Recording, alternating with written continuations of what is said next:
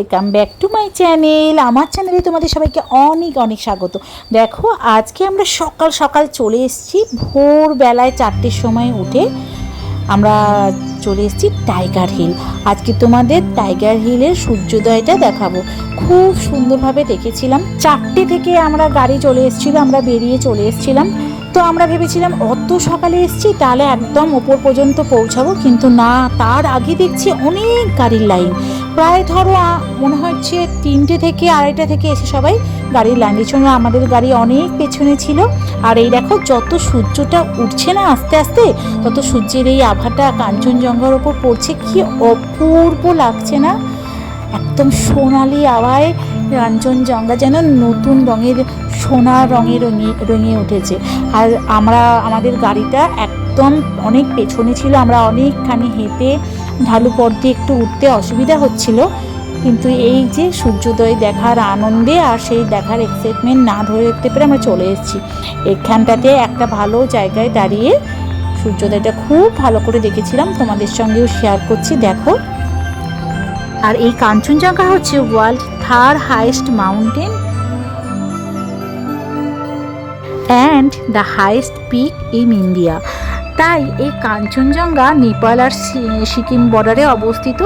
এই দার্জিলিং আসলে কাঞ্চনজঙ্ঘা দেখার জন্য প্রতিটা বাঙালির মন উতলা হয়ে থাকে। আর এই কাঞ্চনজঙ্ঘার এই সুন্দর সানরাইজটা তোমরা যদি দেখতে চাও, সাধারণত অক্টোবর নভেম্বর আর মার্চ এপ্রিল নাগাদ আসলে এই পরিষ্কার আকাশ পাওয়া যায়। আর এই যখন সূর্য ওঠে ঠিক যেন মনে হচ্ছে কমলা লেবুর মতন সমুদ্রের তল থেকে উঠছে সূর্যটা। সূর্যের সোনালি আভা যখন কাঞ্চনজঙ্ঘার ওপর পড়ে তখন তার সৌন্দর্য তো একটা অপূর্ব লেভেলে পৌঁছে যায়। যেন মনে হয় সাদা কাঞ্চনজঙ্ঘা বরফে ঢাকা যেন সোনায় মুড়ে গেছে।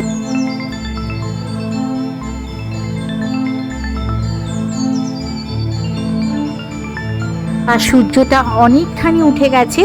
আর সত্যি এইবারে এই 4টে থেকে উঠে আসাটা যেন সার্থক হলো। এদিকে কাঞ্চনজঙ্ঘার রূপ, ওদিকে সূর্যোদয়। আজকে সকালের শুরুটা দারুণ হয়েছে। তো এখানে একটু চা কফি এগুলো বিক্রি হচ্ছিল, আমরা একটু খেলাম। এবার এখানে ঢালু একটা পথ আছে, ওখান দিয়ে নিচে নামতে হবে, যেখানে আমাদের গাড়িটা অনেকখানি দূরে দাঁড় করানো আছে।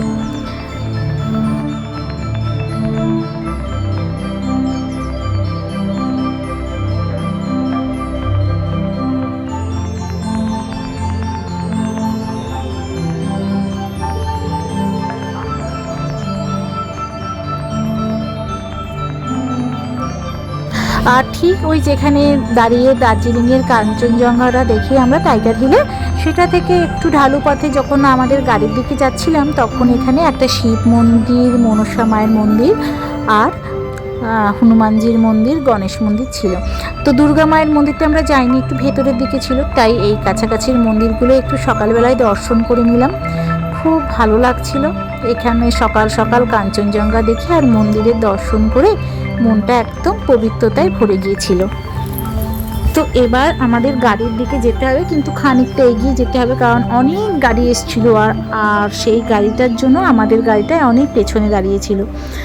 তো চলো দেখাচ্ছি, দেখো এই চারদিকে সব দাঁড়িয়ে আছে গাড়িগুলো, আর আমরাও হেঁটে হেঁটে যাচ্ছি আমাদের গাড়ির কাছে। তো আজকে যে কাঞ্চনজঙ্ঘা দেখতে পাবো সেটা আশা করিনি। সবাই তো সাধারণত আসে, অনেকে দেখতে পায় না, বাট আমরা দেখেছি আর এটা আমাদের খুব ভালো একটা অভিজ্ঞতা হলো।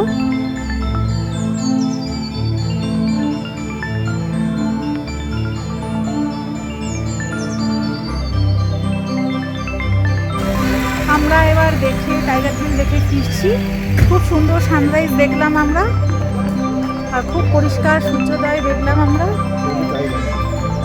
এই টাইগার হিলে। অনেকে এসে দেখতে পায় না, বাট আমরা আজকে দেখতে পেয়েছি। খুব লাকি আমরা নিজেদের মনে করছি আজকে দিনটাতে। হ্যাঁ,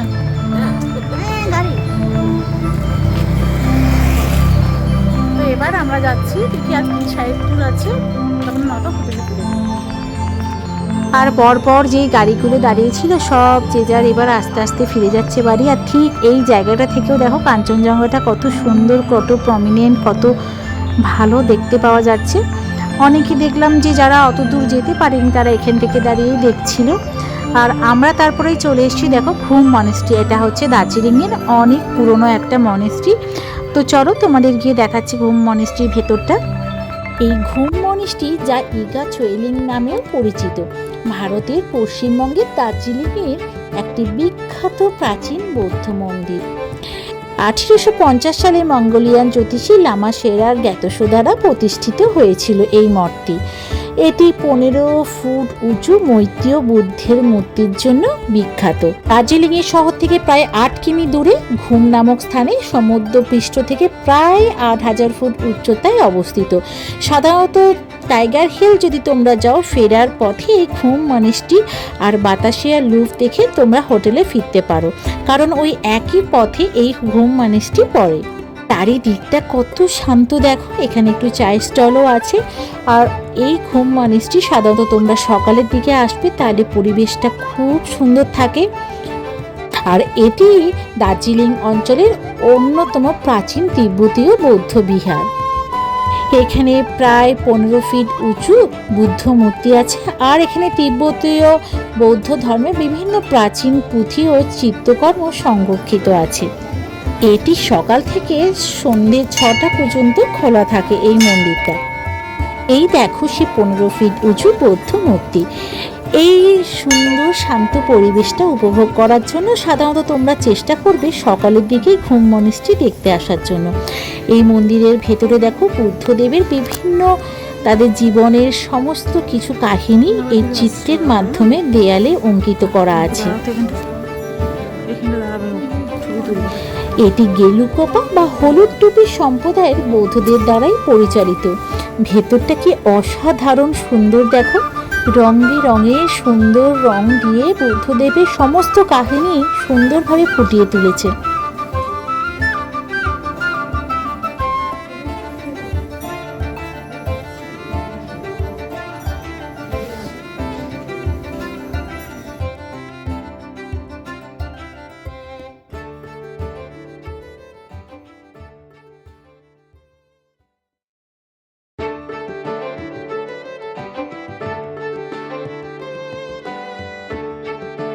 যদি তোমরা টাইগার হিল না যাও, তো দার্জিলিং থেকে শেয়ার জিপ, ট্যাক্সি বা তোমরা টয় ট্রেন করেও এখানে আসতে পারো।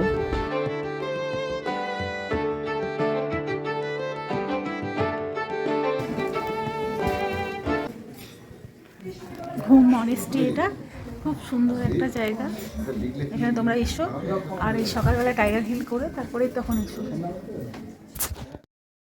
এবারে দেখো আমাদের নেক্সট ডেস্টিনেশন হচ্ছে বাতাসিয়া লুপ, যেটা কিনা পশ্চিমবঙ্গের দার্জিলিং জেলায় অবস্থিত আর একটা অন্যতম বিখ্যাত এবং প্রধান পর্যটন কেন্দ্র। আর এটা ভারতের রেলওয়ের একটা অপূর্ব প্রকৌশলগত নিদর্শন।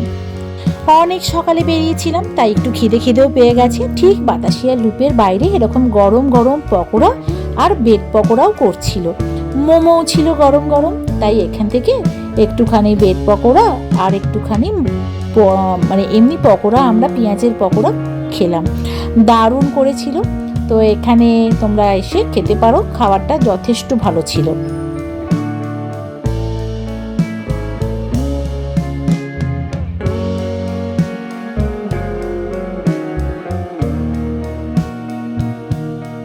দার্জিলিং হিমালয়ান রেলওয়ে এই খাড়া পাহাড়ে ওঠার সুবিধার্থে 1919 সালে এই সর্পিলো রেল লাইনটা চালু করেছিল। এখানে ট্রেনটি প্রায় 1000 ফুট উচ্চতায় তীব্র ঢাল কাটাতে 360 ডিগ্রি বৃত্তাকার বাঁক বা লুপ তৈরি করে এখানে রেল লাইনটা তৈরি করা হয়েছে।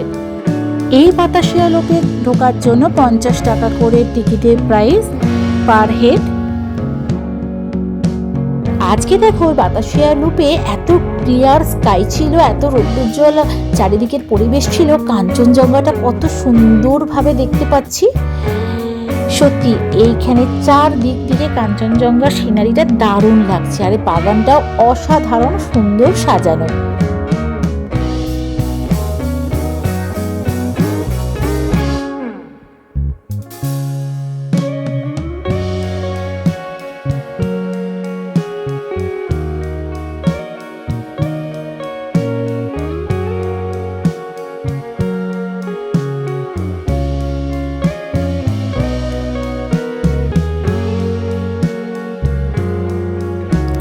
আর এই দেখো দূরে আবার দেখতে দেখতে একটা ট্রেনও চলে এসছে। আর এই ট্রেনটা খানিকক্ষণ দাঁড়িয়েছিল, ম্যাক্সিমাম 10 মিনিট থেকে 15 মিনিট দাঁড়িয়ে থাকে, আর তারপরে আবার এই স্টেশন থেকে চলে যায়। তো ট্রেনটা আসছে, ট্রেনটা যখন আসছে তোমাদের সঙ্গে শেয়ার করছি। দেখো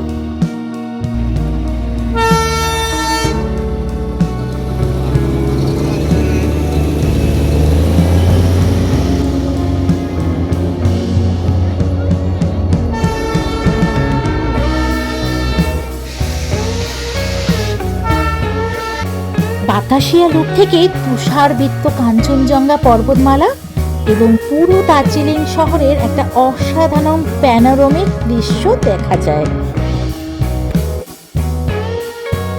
লুপের চারপাশে মনোরম পাহাড়ি ফুল ও গাছপালা দিয়ে সাজানো একটা সুন্দর পার্ক বা বাগান দেখা যায়, যেটা পর্যটকদের বসার এবং সময় কাটানোর জন্য সুন্দর ব্যবস্থা করা আছে। এখানে আবার সুন্দর ড্রেস পরে অনেক ধরনের অনেক কালারের ড্রেস পাওয়া যায়, সেই ড্রেস পরে ছবিও তোলা যায়। আমরাও দেখো যথারীতি দুজনে ড্রেস পরে নিয়েছি, যাতে সুন্দর সুন্দর ছবি এখানে তুলতে পারি।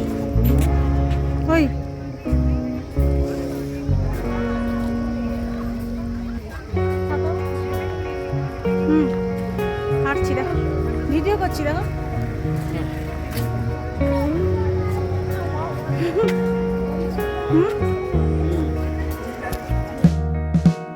এটি দার্জিলিং শহর থেকে 5 কিলোমিটার দূরে অবস্থিত, আর ঘুম রেলওয়ে স্টেশনের ঠিক নিচে অবস্থিত। দার্জিলিং থেকে টয় ট্রেনে ভ্রমণ করার সময় এখানে 10 থেকে 15 মিনিট থামে গাড়িটা, আর তারপরে যে কোনো লোকাল গাড়ি বা ট্যাক্সি রিজার্ভ করেও এখানে পৌঁছানো যায় যে কোনো হোটেল থেকে। আমরা দেখো এখানে সুন্দর সুন্দর একটু ফটো সেশন করে নিচ্ছিলাম দুজনে এই সুন্দর বাগানটা, আর পেছনে সুন্দর কাঞ্চনজঙ্ঘাকে সাক্ষী রেখে আমাদের এই সুন্দর মুহূর্তটাকে চিরকালের মতন যাতে সঞ্চয় করে রাখতে পারি, সেই জন্য ফটোর মাধ্যমে আমরা এই মুহূর্তটাকে সুন্দর করে তুলে রেখেছি। বাবা আর মা সাজেনি, আমি আর সুদীপই ড্রেস পরেছিলাম। দেখো কিছু কিছু মুহূর্ত তোমাদের সঙ্গে শেয়ার করছি। আর এই বাতাসিয়া লুপের ড্রেসগুলো তোমরা যদি চুজ করো পার হেড 100 টাকা করে, তোমাদের পছন্দ মতন গয়না ড্রেস তোমরা সেটা বললে ওরা সেরকমভাবেই সাজিয়ে দেবে। তারপর এখানে অনেক ক্যামেরাম্যানও আছে, তোমরা তাদের কাছেও তুলতে পারো, আর যারা নিজেরা ফটো নিয়ে গেছো তারা আমাদের মতন এরকম ফটো সেশনও করে নিতে পারো সুন্দর জায়গায়।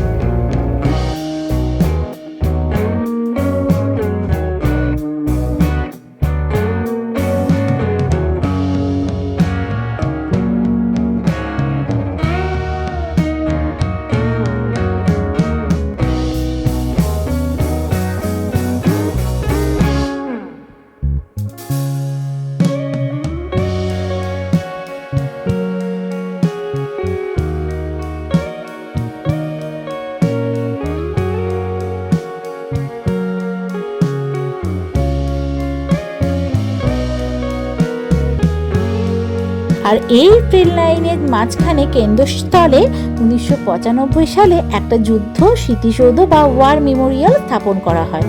ভারতের স্বাধীনতার পর বিভিন্ন যুদ্ধে প্রাণ উৎসর্গকারী যারা গোর্খা সৈন্য তাদের শ্রদ্ধা জানাতে এটি নির্মিত হয়। এখানে একটা ব্রোঞ্জের সোনার মূর্তিও রয়েছিল।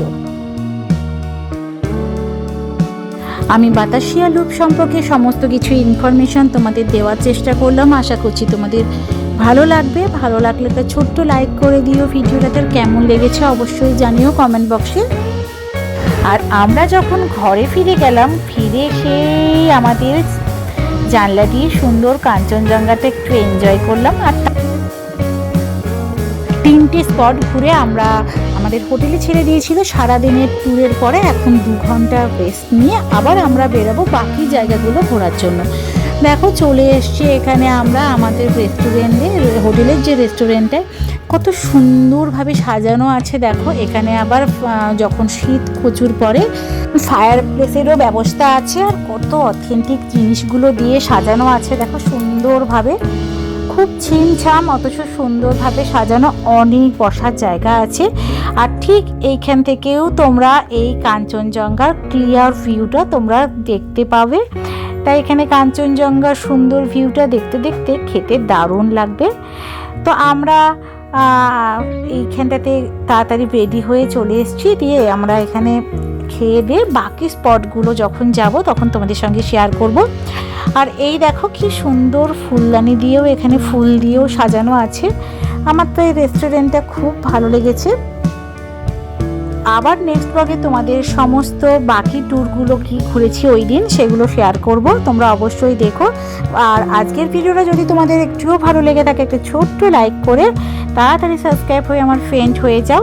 আর এই দেখো আমাদের ব্রেকফাস্টে আমি নিয়েছি এখানে পুরি, এখানে চানা মশলা, ফ্রুট, চাটনি আর দই, আর সুদীপ নিয়েছে আলুর পরোটা।